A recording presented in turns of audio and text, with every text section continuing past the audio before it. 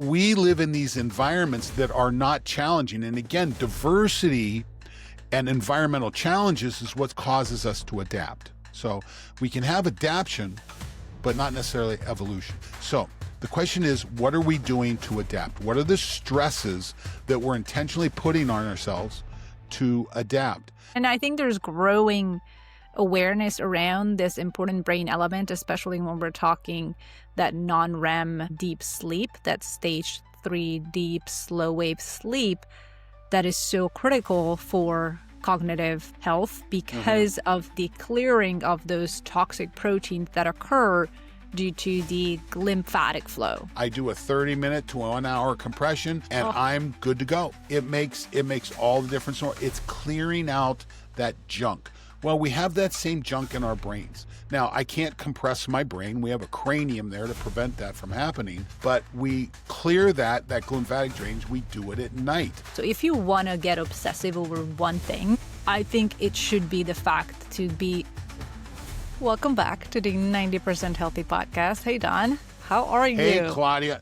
I need to tell you something because when we hit record, there's a little window that pops up. So we use a program called Riverside to record this. And a little thing pops up on my screen. And it's supposed to say Don Moxley Studio. Okay. But it cuts it off and it just says Don Moxley Stud. So it's, it's my little, it's, it's the little things. Bang. Right on. That is great. That's awesome. So, well, today, how are you today? What's going on?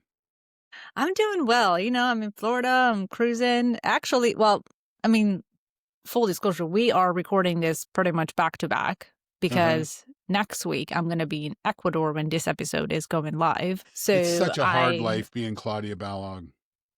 I love my job. It is so nice. And you're very good at it. There's a reason why I reached out to you, and I'm so excited that we're doing this.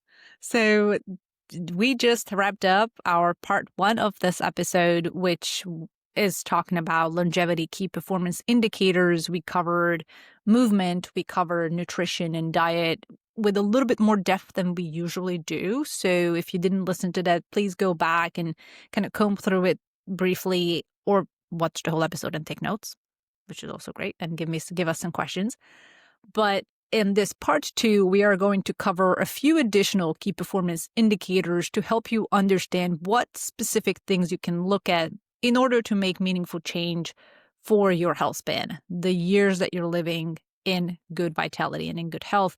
So we're going to cover sleep. We're going to cover what happens while you're sleeping, what happens to your body based on what is around you in your environment, and how you actually can manage and take some control back to make sure everything works as it's supposed to inside of you. And where this is coming from, Klaudia and I had started a discussion, again, back prior to our last episode, about KPIs, key performance indicators. What are the things that really make a difference? And the American Cardiology Association, American College of Cardiology has recently made some changes to blood pressure recommendations. I know my focus is I'm doing my best to stay focused on health from 0 to 10. And this comes from a guideline of Robert Seligman, who was the chair of the American Council of Psychology, the American College of Psychology. And in his accepting speech as the president, he said psychologists are really good at helping people go from -10 to 0. And he said, why aren't we helping people go from 0 to 10? And this was the birth of positive psychology. I love this model because, I did a webinar a few months ago now on integration of HRV into medical practice. And literally it drives this. It's built around that. So Dr. Topol, who is a cardiologist, wrote a book called Super Agers, and we've gone back and done an analysis of that and trying to pull that out to use as a guideline for our audience to take, okay, what are the key performance indicators? What are we looking at? And again, last week we covered movement and healthy eating. I think it's diet that word just makes the hair on the back of my neck stand up because it just gets murdered. Yeah. So today we're going to go into some of the other things that Dr. Topol talked about in his book. And one of I do agree, diet does just drives me crazy because it's so poorly used and it's so much negative connotation to it. I like to refer to it as nutrition a little bit better, but I'm that's okay with starting to that. have that. Yeah. But okay, Yeah. so to continue, today's first KPI that we'll cover is sleep. Mm. And we dove deeper with Molly Eastman recently in one of our previous episodes. So go back to that if you want to get a deeper dive. And we're going to have Molly on again. Yes. So, yes, it's very, very exciting to see because that's one of the things that I think a lot of people struggle with to get their sleep on track and to improve their sleep quality, not just how many hours they sleep. So, let's dive into a little bit. And there's an interesting thing about what happens with your brain while you sleep that I want to spend a little bit of time on. Yeah, this is so important when we start taking a look at this. Listen, I think this is one of the big value propositions for wearable data. And that is starting to give you some kind of an objective evaluation of how you sleep. Now, I think you have to be very careful. My wife and I were having this conversation this morning. She woke up with a sleep score that was probably in the bottom third of all her scores ever. It certainly wasn't average. It certainly wasn't excellent. But she woke up with one of the top HRV scores that she's gotten. So where the HRV score was in the top third, the sleep score was in the bottom third. So how do you interpret that? So the way I interpret it is I go back, I look at HRV. That's that core metric that I'm constantly paying attention to. And I don't care if my sleep score, say I got a 95 sleep score, but my HRV is still in the tank, I've still got work to do. I agree. And I'll tell you, I go back to I wrote this to someone the other day because I think I know I've used the language. I can use better language. And we've always referred to HRV as a stress score or use it. And I think that was a mistake. And here's how I equate this, that stress, I like to think of stress as a fire. Okay. Little fires can be very beneficial. Medium sized fires can be pretty cool. Really big fires are usually destructive. Okay. And if you think of stress like that, little stresses can be very beneficial. Moderate stresses can be helpful, but you got to be careful. Really bad stress, really big fire, really big stress is negative. And so, what HRV is a measurement of the size of the bucket of water that you have to manage your stress with. Okay. So if you're waking up with an HRV score of 15, you don't want to go start a big fire.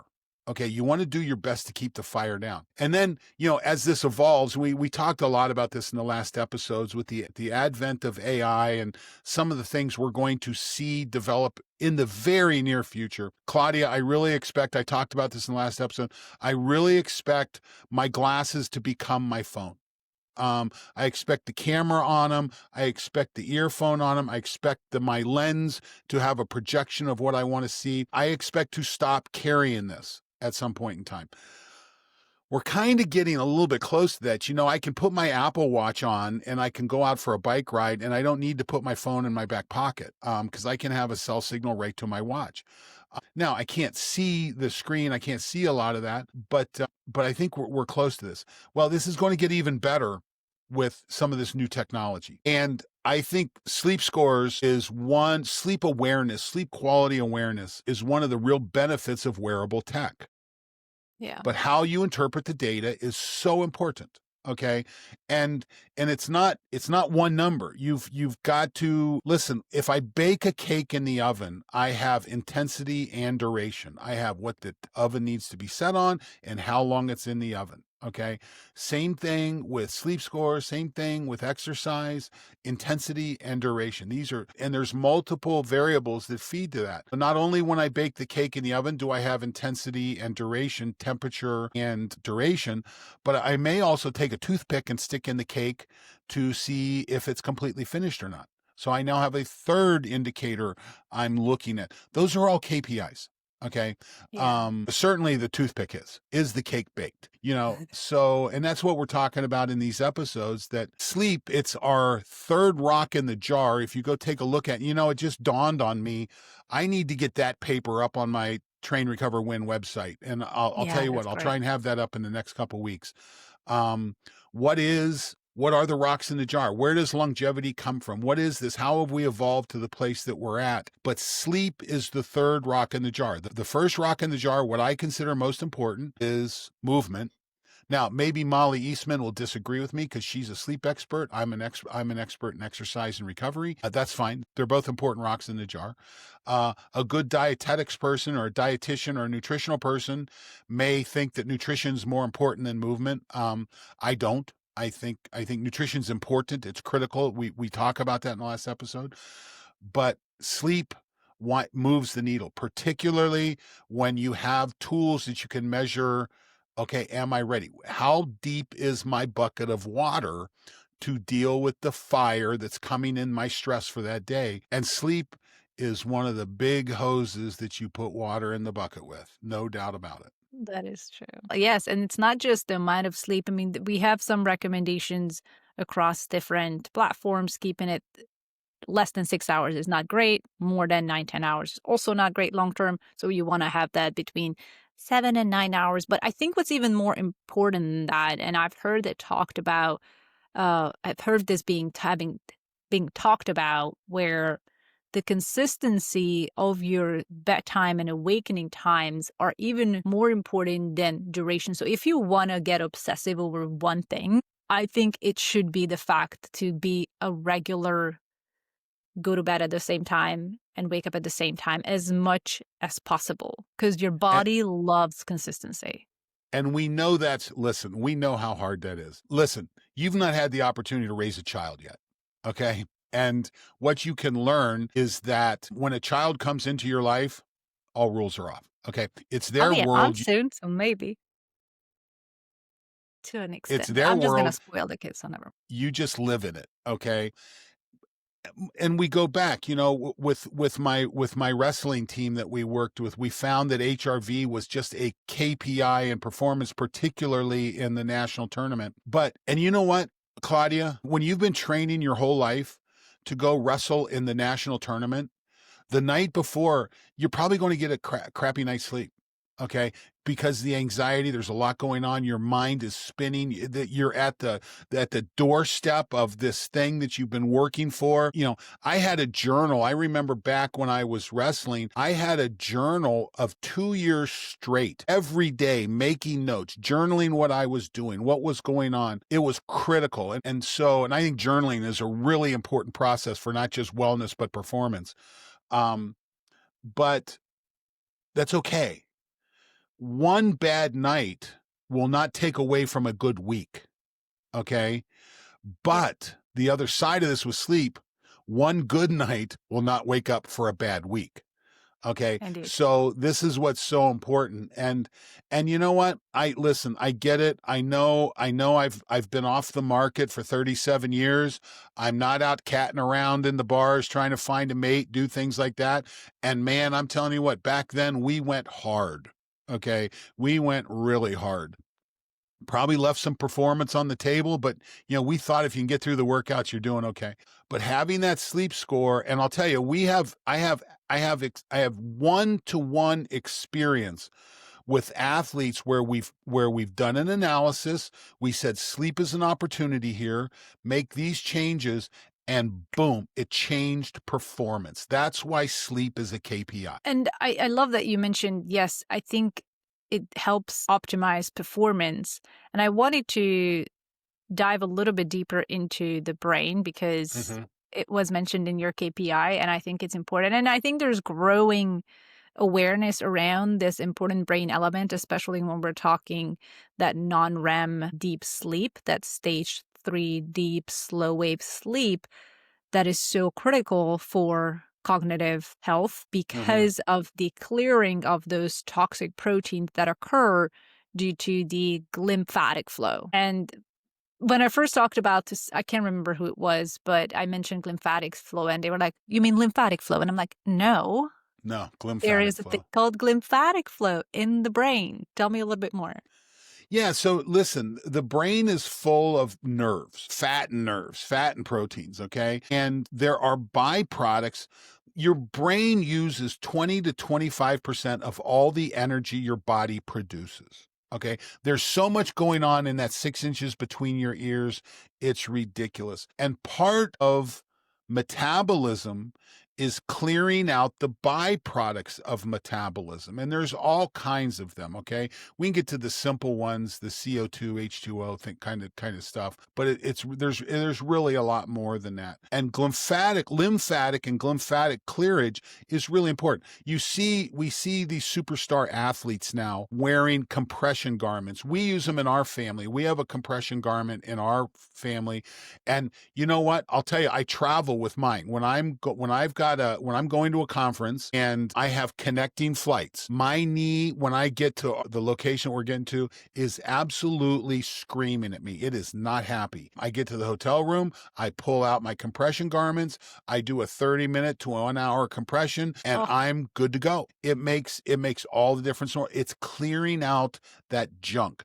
Well, we have that same junk in our brains. Now, I can't compress my brain. We have a cranium there to prevent that from happening, but we clear that lymphatic drainage. We do it at night. And this is why it winds up being so happy. This is part of when you do have a series of bad sleep, cognitive performance drops. There's no two ways about it. It's very clear. So yeah, that's, again, you can't, Descartes, I've talked about this before. Descartes said you have a mind-body duality. Bullshit. And I'm calling bullshit on Descartes. They are absolutely linked. They are critical together. You cannot separate them. And it's important. And this is where again, that lymphatic clearage, I think I just made up a word there. Clearing, lymphatic clearing. Cleavage. No, I was not thinking cleavage. That was your words, not mine. So it's just so critical. And again, this is now, I think you have to be a little bit careful. And I, you know what, we should ask Molly this on the next time she's on the show. The way I understand things like Oura rings and sleep measurements, they're very good at knowing when you're asleep and when you wake up and what's happening in between. They're very good at that. Now, they also report light sleep, REM sleep, non-REM sleep. They also report. Apparently, that's not quite as good. It's still not going to get as close as a actual EEG. No. Well, and this goes back to when you're measuring body composition. If I take a set of skin fold calipers or if I take an electronic device or something like that, and I say your body composition is 20%, there's probably a range there. Probably, and if we're looking at 20, the range is probably a solid 17 to 23, easily. Okay. Now, if you come back in a month and I measure again, and I measure you at 18, okay, you can have a high degree of confidence that your body fat changed 2%. Now, whether it went from 23 to 21 or 20 to 19 or 19 to 17, that's just the nature of regression equations and statistics and the way it works. But that's why it's so important to continue the process, to have your KPIs that you track. And if you're looking at, listen, I think body composition is way too overemphasized. Let me restate that. I think body fat is way too overemphasized. If you want to emphasize something, emphasize lean mass. Okay. How much muscle mass and how much bone am I walking around with? That's really important. That's the reason I recommend a DEXA scan. I think DEXA scans are an excellent tool for this, but there's other really cool tools. I'll tell you, our friends over at Spreen at Elite HRV, they've got a technology where I can take a picture of you with a camera on my iPhone and get a relatively accurate body composition assessment. The data's backing that up pretty interestingly. So it may change over time, but having this set of things that we look at right now, I say you probably want to go get a DEXA scan 1 to 4 times a year. You know what? If you go get your DEXA scan and then use the Spreen app to measure your body composition with your phone, and then you use the Spreen app a month later, you're going to have a high degree of confidence that the amount of change that happened in that month relates back to, regardless of whether the Spreen analysis aligns with the DEXA, look at the relationship, look at the ratio. This is how we manage KPIs and move through this. Yeah, that's a fantastic point. I love that. And before we move over to the environmental and social factors, our last KPI, I wanted to kind of explain a little bit how that lymphatic cleaning occurs, because I could be just a nerd to find it extremely fascinating. But what happens when you're in deep sleep, your brain waves are slowed down to delta brainwave activity, which I believe is between 4 and 6 hertz. So very slow waves. You're outside my expertise right now, so I need to do some work there. Hold on, I'm gonna have to. Okay, hold on. I'm gonna research this real quick. Delta brainwave. It is let me hertz. I just need to know because I don't want to say. Okay, it's even lower. So delta brainwave is up to 2 hertz. So it's really low, 0.5 to 2 hertz. It's really low. And what that creates, that brainwave activity, those waves move cerebrospinal fluid. It's a mouthful. It's hard for me to pronounce. Cerebrospinal fluid, CSF. And as that fluid vibrates and waves up and moves up into our brain, it clears those toxins. So it's that movement of brainwave activity moving the CFS and clearing out the gunk from our brain. I can just picture it happen, and it's so fascinating. So I just find it absolutely real quickly for our audience, a hertz is a cycle per second. Okay. So when you get in that delta, you're only moving about 2 cycles per second. This is an energy measurement. And what we're learning in health and performance and wellness and longevity, energy is everything. Our ability to produce energy and so forth. So your brain is finally dropping down to a level where it's able to clean, because it's not making byproducts faster than what it can clear them. So it's dropped down to that point and can go ahead and clear them out. That's what hertz is. It's the number of cycles or occurrences per second. So 2 hertz, you're getting 2 cycles per second. And then as you become more active, I don't know what the hertz is for stress. It's going to be super high. And you know what? That's the reason you can't be stressed out. You got to figure out a way to manage that stress. And one of the ways you do that is with good sleep. Yeah, high beta goes up to like 30. 15 times higher. Yeah, 30 hertz. And above that is gamma, but that's more like super consciousness. Yeah. But alpha is where you have the flow that we've talked about. All right, so brainwaves it could be of its own podcast. All right, so going into environment. We talked about this before. We have an environment around us that's constantly pushing, and we have to create the resilience so we can withstand and thrive in the environment that we are living in. So tell me, what did you find out from the KPI research and rabbit hole that you went down in terms of environment? Well, listen, it's very clear that our environment is distracting, it's detracting from our evolutionary core. We evolved, the DNA that we walk around on this earth is probably 1 million years old. We have not had an evolutionary event for nearly 1 million years. Depending on who you talk to, it may be as short as 100,000, but it's probably around 1 million. Now, without extinction, you don't have evolution. Okay. You have to have an extinction event to evolve. Otherwise, you just have diversity. So we've had between 100, 200,000 million years of diversity, changing. Now, none of that had to do with living in a house with a furnace and running water and sleeping in a bed that's, my bed has air chambers in it that I can adjust the softness. Last night I was chilly, so I reached up and touched a button that turned a heater on in my bed that raised the dog loved it, by the way. And, cool. So we live in these environments that are not challenging. And again, diversity and environmental challenges is what causes us to adapt. So we can have adaptation, but not necessarily evolution. Okay. So the question is, what are we doing to adapt? What are the stresses that we're intentionally putting on ourselves to adapt? And when we look at this, listen, again, we talked about it last week. I love confirmation bias. And this is one of the things that we got out of the paper, that when you go back and look at Don Moxley's rocks in the jar, the 4 rocks in the jars: movement, nutritional dense food, sleep, quality light, these all go into the jar of purpose.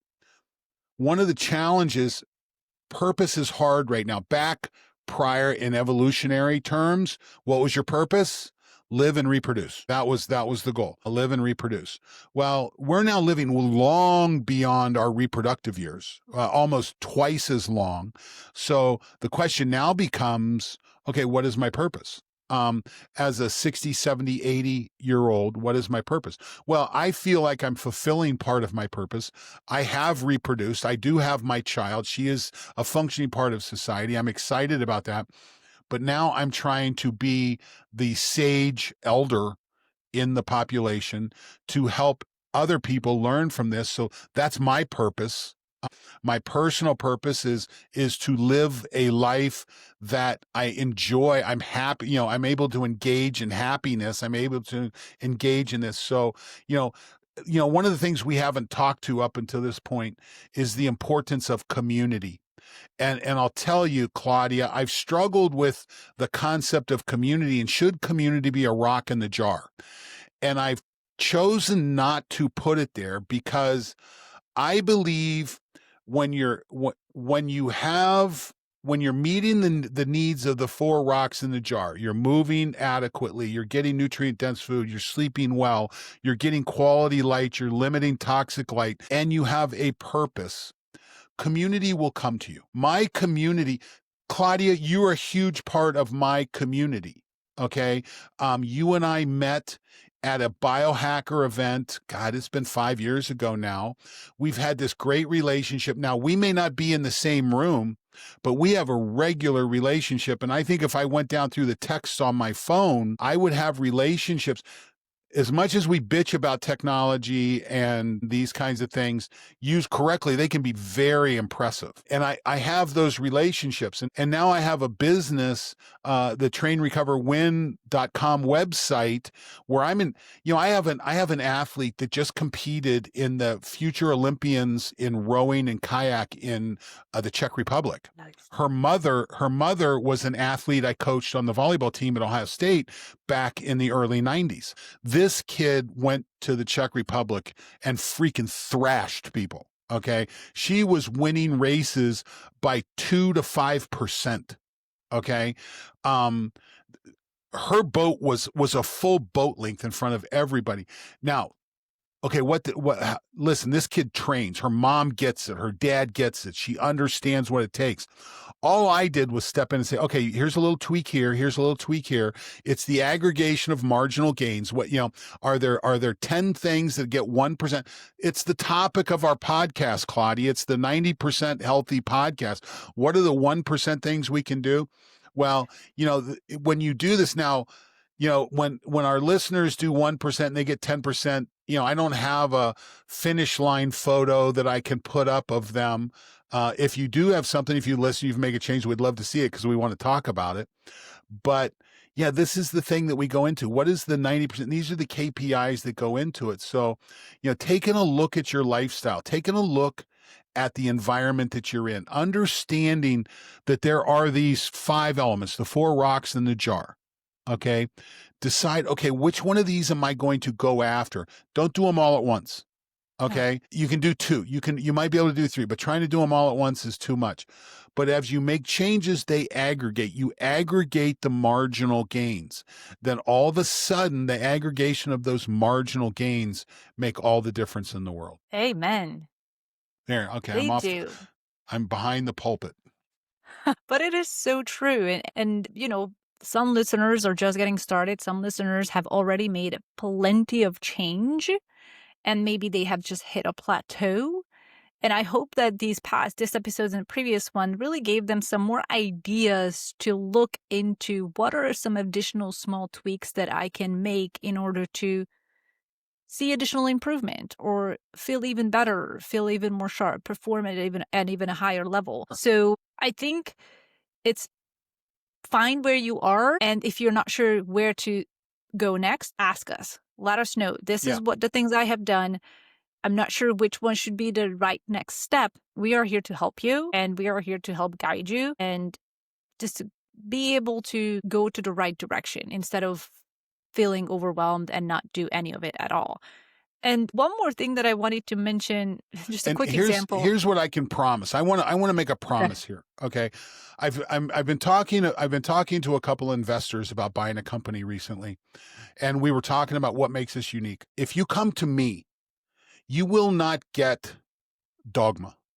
Okay, you won't get it. Okay, I consider myself a contrarian, that when the world is turning left, I usually look to the right. I usually look to, okay, what's going on? What's the next opportunity? So don't think that when you reach out, and Klaudia, listen, Klaudia is the same way. I think she does an excellent job with what she's doing, or else I wouldn't have her as a partner on this. That's what's so important. But yeah, if you're trying to figure this out, and things are changing so fast right now, and you know what? We like to think, again, the way we met, the way we've worked together, we've both been kind of out on that contrarian position. Okay, what's next? That's where I like to be, and that's the response you'll get if you reach out to us. And also, we talk a lot about science, and there are things that science doesn't know yet. There are things where science is constantly evolving Right. on and finding out more research and more outcomes as it grows. So we may bring you, and I think we bring you research studies and link them in the show notes, but also it is possible that a year from today, we will have a study that might contradict what we told you today. And that's okay, because That's what science does. Science evolves. Yes. And I just wanted to tell a quick story, and you might find it overkill and ridiculous, but I have to share. So yesterday I arrived to my mom's place, and as one does, I'm like, okay, I'm going to plug this in here. I'm not going to need this. We're going to optimize this here. I do my thing.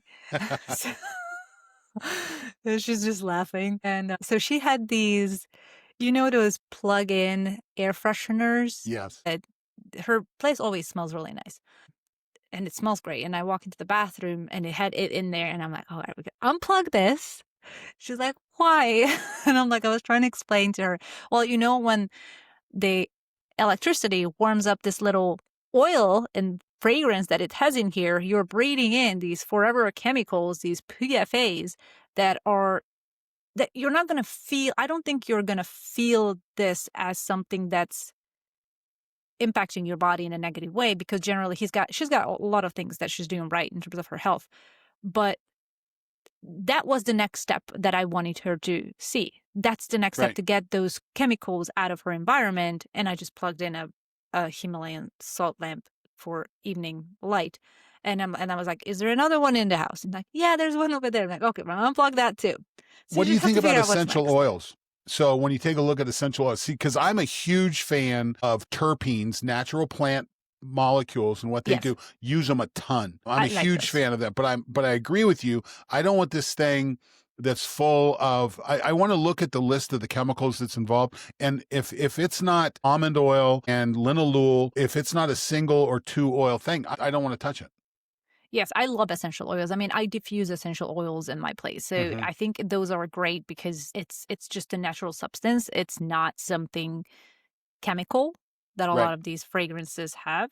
So I think that essential oils are great. And there are studies that have shown essential oil diffusion and essential oil in your environment could actually impact cognitive behavior, performance, mood, sleep. So many studies have backed those up. So I think those are great. Yeah, I spend a lot of time working at, and again, that company that we're talking about trying to purchase, we're doing some brainstorming on what's next. I just developed a massage oil for Laura using a terpene, and we'll probably bring it to the market. I'm doing some last minute testing with it and some adjusting, but oh my God, it's a wonderful massage oil. And all it is natural plant extracts. And there's not a machine around. I mean, it's being produced right here. Now, obviously, when we go commercial, we got to use commercial kitchens and things like that.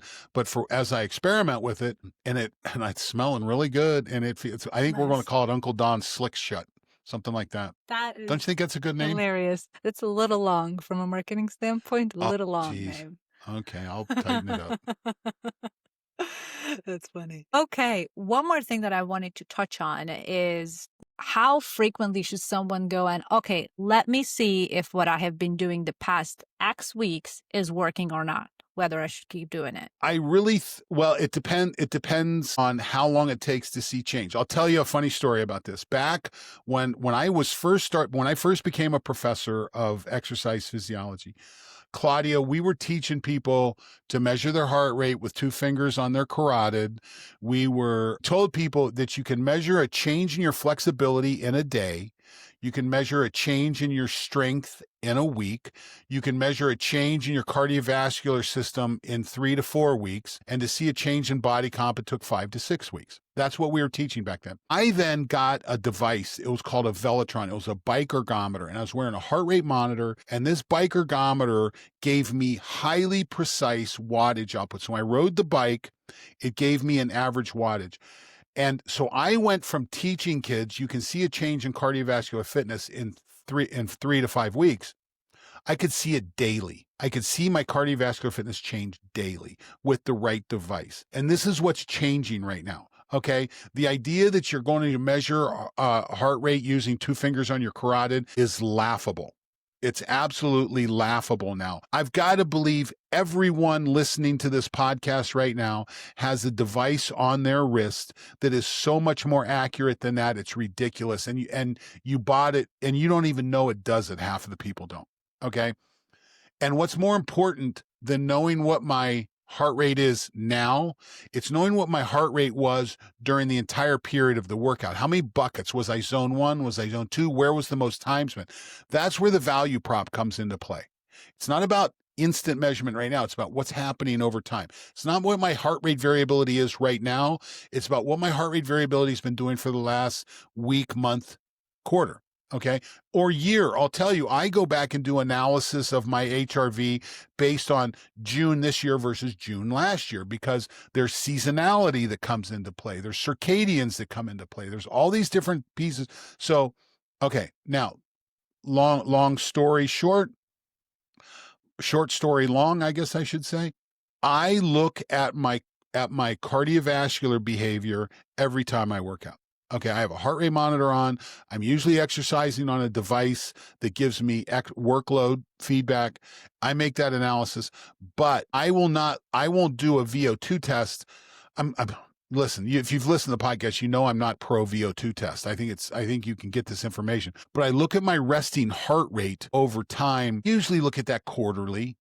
Am I moving the right direction? Maybe monthly. Body comp, body weight, and body comp, I think that's a quarterly measurement, maybe monthly measurement. Sleep, you want to look at that over a period of time. You want to figure out what's going on, because so much of sleep is stress. Okay. So much of bad sleep is stress.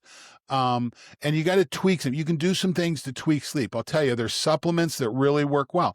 And if you have a deficiency if you have a magnesium deficiency, it affects your sleep. Okay, there's no 2 ways about it. So if you do a measurement and it's not quite there, then start to get on top of that. And you may do that every night. Okay, where am I at? Now, I'm not going to lose my mind over it. If I get on an airplane and fly out and I have a sleep score of 60 and I normally have these, I got 5 hours on an airplane that really loaded my system up and I didn't do well. So I don't think there is a recommendation for all things. You have to look at individual pieces and figure out where we're going back. But it's this aggregation. That's the beauty of the time we lived in. We talked about this last time with the advent of AI, with our ability to tokenize our wearable data, our health data, and go back and make evaluations of this. I swear to God, a year from now, you're not even going to think about this, that the AI is going to be so good that it's going to come and tell you. I believe that's on the horizon. Have I effectively avoided your question? No, I think you addressed it here and there. Okay.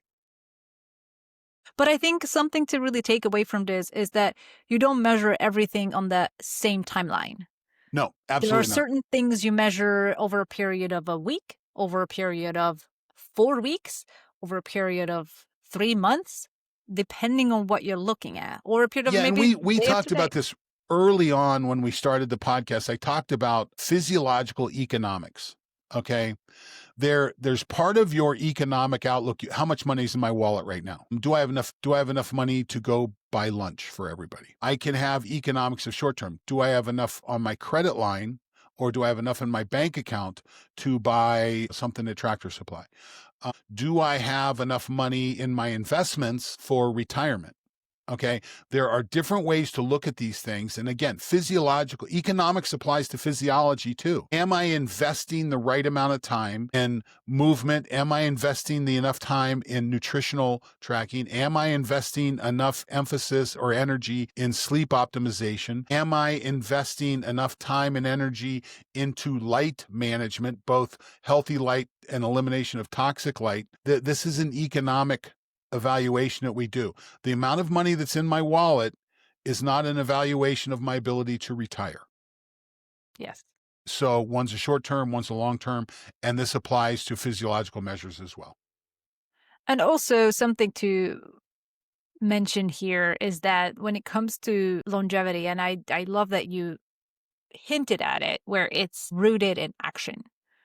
Like, it's not something that you're born with. It's not something that falls into your lap. It is something you actively work on, you evaluate, you rework it if you need to, you test Yes. against it. It's a constantly chasing that right You're constantly direction. changing your investment pool. And you're, Constantly. I mean, if you're still waiting for your blockbuster stock to come in, you got to be careful. You probably need to change something. yeah. So, if you're invested in Polaroid, Blockbuster, and Kodak, you probably missed the boat. If all of a sudden you're invested in Google and the chip manufacturers and AI companies, you're probably updated and you're on top of it. So same thing Yeah. with your physiological measures. And something we haven't talked about in the last two episodes, in this episode or the last one, is the importance of psychological wellness, psychological health, and the importance. Klaudia, I really believe you have to think about this. You have to invest in it. And I also think you need coaches. Okay. Sure. You need someone to look out from the outside in. Our perspective is only one perspective. And one of the reasons you hire a coach, either for a sport or for fitness or whatever, or for psychology, we call them psychologists, is their perspective. Now, Klaudia, there are coaches out there that are batshit crazy. Okay. And I'm like, the best thing you do is get away from them. Okay. Just because they're a coach doesn't mean they're good. Doctors, the doctor that got the best grades in med school is magna cum laude. The one that got the worst scores but passed is still called doctor. And we don't even know, and you can't be afraid to fire these people if it's not working for you. Now, not working doesn't mean that they're not telling you what you want to hear. What's working is that you're putting elements against this. This is where KPIs come into play. So much of the psychological stress, so much of the psychological behaviors are expressed in stress management, stress measurement. This is what we see in the HRVs and things like that. So that can be a good KPI for that. You know what? We don't have a tool that measures happiness yet, but we do understand it. Maybe we do a podcast on enjoyment, happiness, and pleasure, because they are three different things. And I think a lot of times people confuse them, but we've got to pay attention to that. There is, I can't remember, I think a psychologist who defined happiness as not it's a combination of three things. And I want to mention them because it was very interesting. And I probably will not find it just right now, but it was a combination of enjoyment. It was a combination of maybe fulfillment. Perspective's huge. Am I where I think I should be? If you're not where you think you should be, happiness will be low. If you're way above where you think you were going to be, happiness will be high. And listen, let's just do an episode on this. Let's just go ahead and let's get this on the books, because listen, I'm a huge advocate of what's called flow state, the ability to get into flow state. We can talk about the psychologist.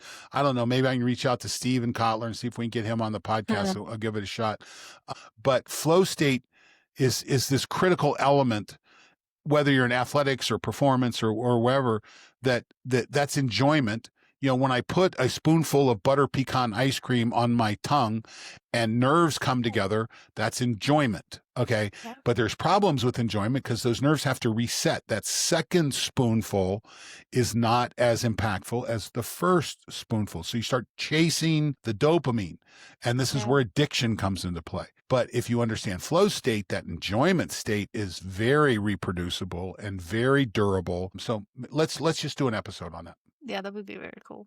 And there was one more thing that you mentioned to bring over to this episode, because we my bad, forgot to mention the previous one, is a bit of a challenge to our listeners. And I would be curious how you would build yours. And that challenge is to build your personal longevity dashboard. How would you build your longevity dashboard? So my longevity dashboard, and we've talked about this in Best, has 3 things on it. HRV. I believe HRV is this 30,000 foot indicator that you cannot ignore. You've got to take a look at it. Number 1.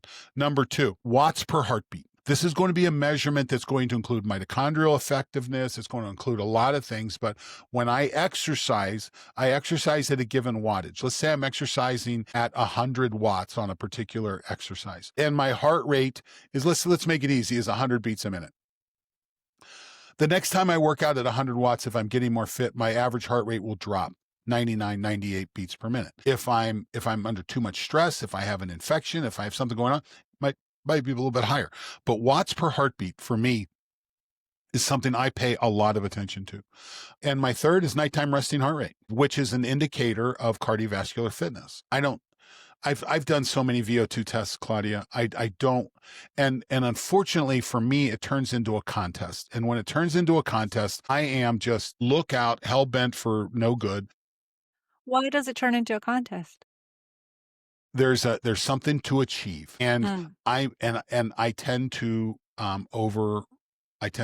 push that too hard. Listen, it was a trait that gave me the ability to perform in athletics much beyond what I should have been able to do. But at the same time, it's a trait that I learned. I call it the lion. I've put the lion to bed. I put it to sleep.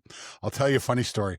I was talking to a friend of mine in Cleveland who trains UFC fighters. And this was early on in the Ultimate Fighting Challenge. And I said, Marcus, and big heavyweight wrestlers did really well in the early UFC. And I said, Marcus, I go, big heavyweights, they do pretty good. And they go, Mox, you would be really good at this. And I said, yeah, but here's the problem, Marcus, is I said, you've got to be willing to hurt someone.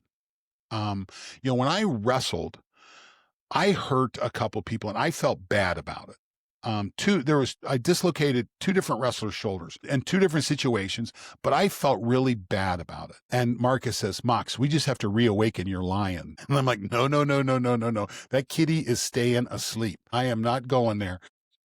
That is so fun. that's when I've got a mask on and I'm on a treadmill and I'm going, I don't want that anymore. Yeah. But my nighttime resting heart rate is a great indicator. Is my cardiovascular fitness improving or not? You know what? It's even better. That VO2 test goes once, twice, 4 times a year max, even if you're really dialed in on it.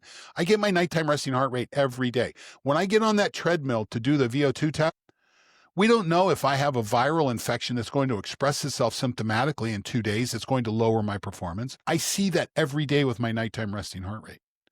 It brings together a lot of factors. It's per heartbeat. That's important for me. And HRV is my third. Very interesting. See, I love how we are different, because when I'm looking at these 2 words, longevity dashboard, I'm seeing, for an individual who may be a listener who's just getting their feet wet or trying to improve in a few different KPIs, I'm like, put it on the fridge. A calendar. Put it in the fridge, a magnetic calendar, and say, did I eat whole foods today? Check. Yeah. Did I go for a walk today once or twice? Check. Do you change the color of the pen that you check mark with? Potentially.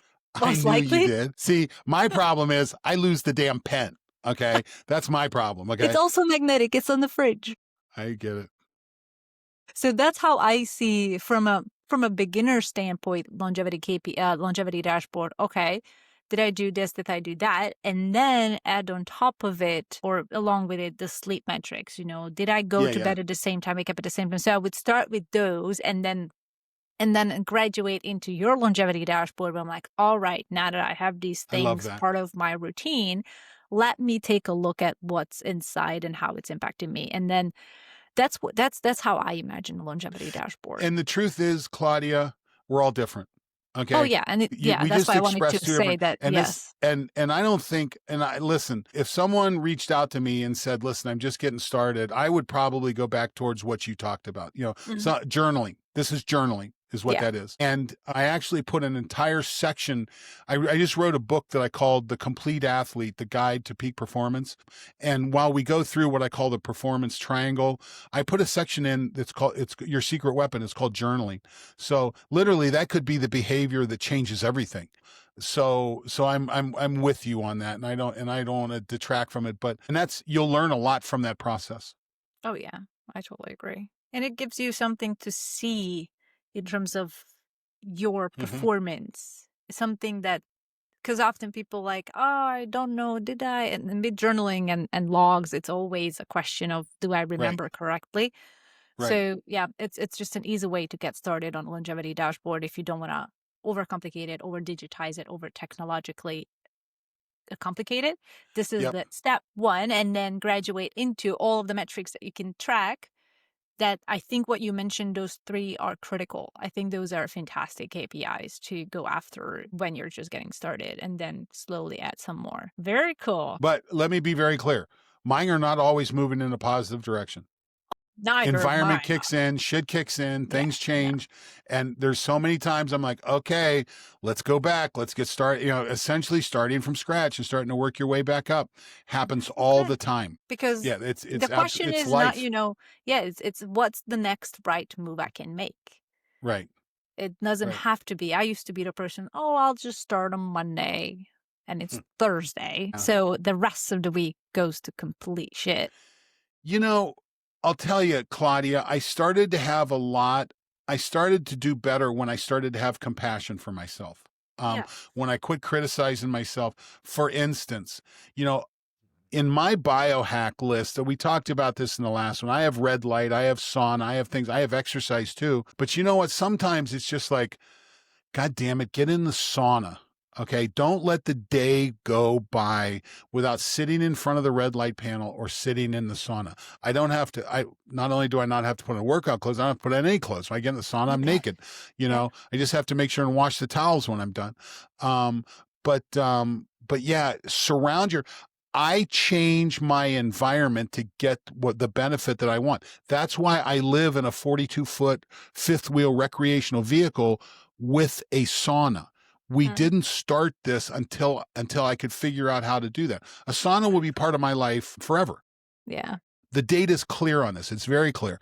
And it was an incredible tool for me to heal my knee, for me to get back. Yeah. I'm not sure I'll do an exercise routine that's not blood flow restricted forever. I'm not sure. And you don't have to. It's a great tool. Yeah. And the benefit comes with that. So yeah, have compassion. There's benefit that comes from zone 1, zone 2 work. There's lots of benefit. You don't have to be the next Olympian, or you don't have to set, you don't calibrate on that. Have compassion for yourself. Yes. Have compassion and have compassion for others. There you go.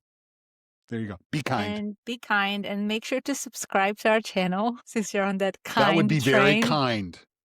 And share it with your friends and family who you think you want to hear it or need to hear it, or your enemies. I don't care. Just share it, because the more people hear it and the more people it gets to, I think the more people can make decisions based on evidence-based tools. So I want to remind everyone, we talked about it last week. I have started a new Instagram channel. Yes, There's nothing there yet. It's just my millennial daughter convinced her boomer dad, the dad, you need an Instagram channel for Train, Recover, Win. So we've done that. If you follow me on Instagram, I would ask that you follow the Train, Recover, Win. I'm going to eventually shift all this content over to that. And I've been putting a lot of time into upgrading my website. If you go to products, you'll see several things there that are changing, and a lot of it's free. We have a little, I call it a store, and it's not very well done yet. I'm doing it. I'm learning to write the code or do this work. Nice. But the products we talk about, ketone esters, red light therapy from Sarah Thrive, heart math, meditative tools, stem regen supplements. I'm trying to get the vagal nerve stimulator up on that. But go check out the website, subscribe. We're going to put together a newsletter to go with this. So go check it out, and make sure and follow Klaudia on Longevity Journalist, at Longevity Journalist on Instagram, and see her work. She does a lot of good work on LinkedIn. I too am on LinkedIn, but I don't do very good work there. So, but if you want to get a hold of me, that's a good place to do it. Yeah, you don't post much on LinkedIn. You got to post some more. God, Klaudia, just doing one of these damn things is all the work. It's just one at a time. That's great. please, if there's someone out there that wants to do an internship to help an old dude market this shit better, please contact me. I've got a great opportunity for you to be an intern. I'm pretty well wired. I know a lot of people. I think there may be a reach out. I need an intern badly. Reach out. And whether it's through comments or DMs, either way, let us know. And also 90% Healthy Podcast on Instagram. Yep. We collaborate with each of our individual profiles. So you'll get, even if you just follow one of us, it doesn't matter. But the more people we get on 90% Healthy Podcast, the better it will get. We would be grateful. Aggregated. So yes, Thank you so much for tuning in. See ya. Talk to you in a couple weeks, Klaudia. See you soon.